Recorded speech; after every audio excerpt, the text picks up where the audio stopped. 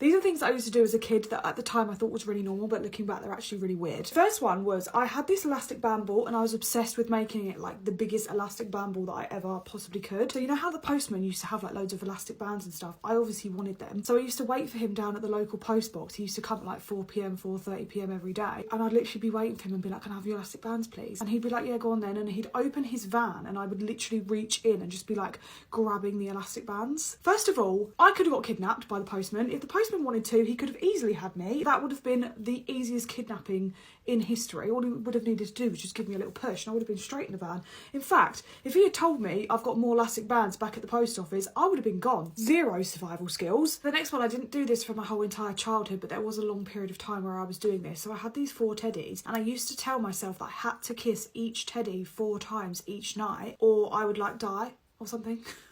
If I felt like I was going to vomit in the middle of the night as a child, I was so scared to be sick, and I still low-key do have a little bit of a emetophobia even to this day. But instead of getting up and going to the bathroom to be sick like a normal person, I would just knock on the wall, which was my mum's like bedroom, and make my mum come in, as if like somehow my mum is just going to be able to stop me from being sick, and then I'd just end up being sick on the floor.